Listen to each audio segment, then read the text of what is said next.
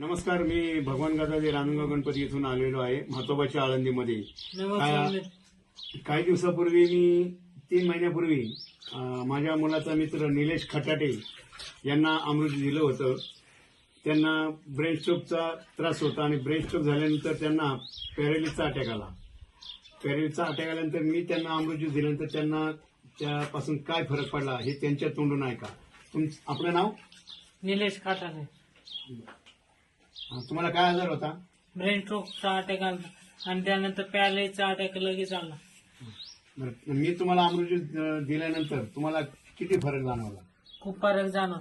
पहिल्यांदा मी अडकत बोलायचा, आता मी चांगलं बोलतोय तर पुढच्यानं कळतं काय बोलतोय. पहिल्यांदा काहीच कळत नव्हतं आणि आता बोलतोय त्याच्यापेक्षा अडकत बोलत होतो. पहिले म्हणजे हात असा पहिल्यांदा हात पर असं उचलता येत नाही.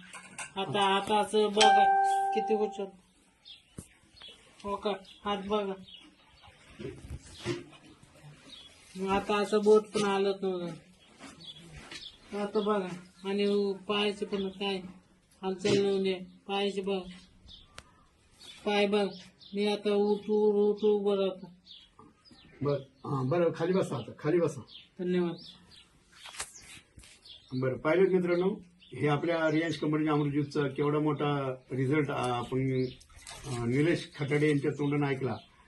बरं निलेश खटाटे, तुम्ही हे अमृत ज्यूस तुम्हाला दिलं होतं, तुम्ही आता लोकांना काय सांगता? मी लोकांनी एवढं सांगू इच्छितो की हे रिलायन्स कंपनीचं अमृत ज्यूस आजार व्हायच्या अगोदर तुम्ही ज्यूस वापरा आणि होणारे आजार टाळा. धन्यवाद. धन्यवाद.